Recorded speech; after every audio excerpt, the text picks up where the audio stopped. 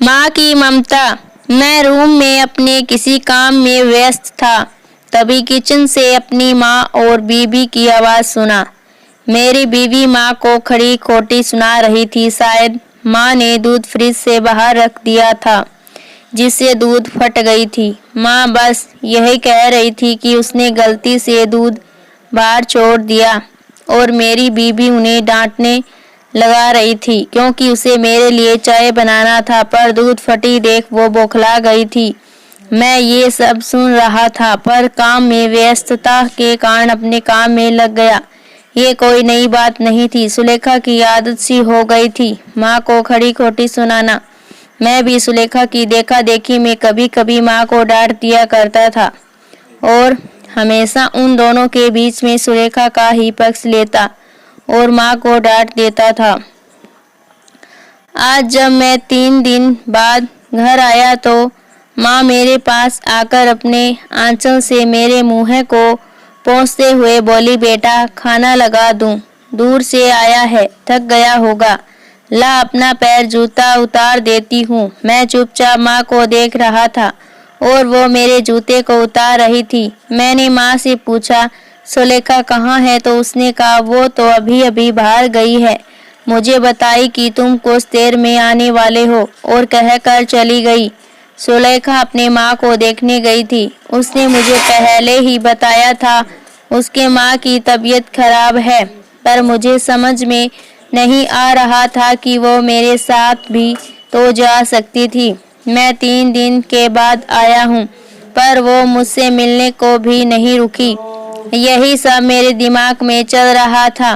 तब तक माँ ने खाना लगा दिया था। माँ ने मुझे आवाज़ दिया, बेटा मुँह हाथ धो लो, खाना लगा दिया है। मैं खाना खा के बिस्तर पर लेट गया, पर नींद नहीं आ रही थी।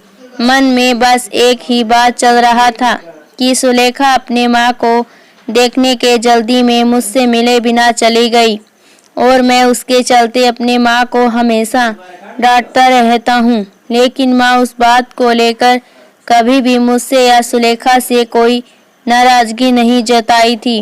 वो बस सुनती और भूल जाती। लेकिन ये बात मेरे मन में घर कर गई। सारी रात मैं बस माँ के बारे में सोचते रहा।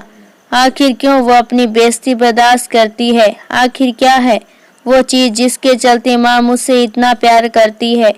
क्यों हमेशा मेरी चिंता करती है? क्यों वो सुलेखा की बातों का जवाब नहीं देती?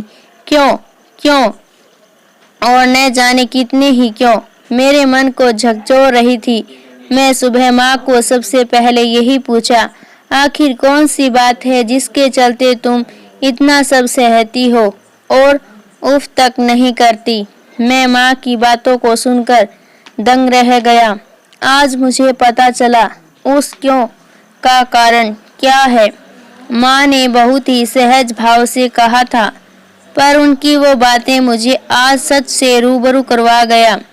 उन्होंने कहा, बेटा अब मेरा जिंदगी तो कट गया, बस तुम्हारी चिंता हमेशा सताती रहती है।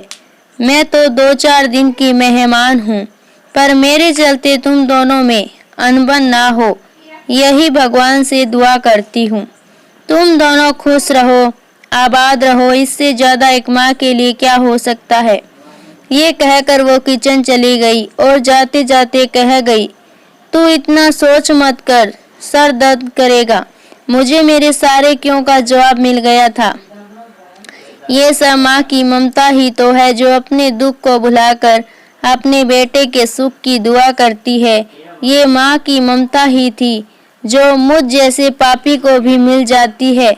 यही एक ईश्वरीय वरदान है जो हर किसी के नसीब में होता है। बस मेरी तरह कई ऐसे हैं जो उस ममता की कीमत नहीं जानते। कहानी पसंद आए तो वीडियो को लाइक करें और हमारे चैनल ममता स्टोरी को सब्सक्राइब करना ना भूलें। धन्यवाद।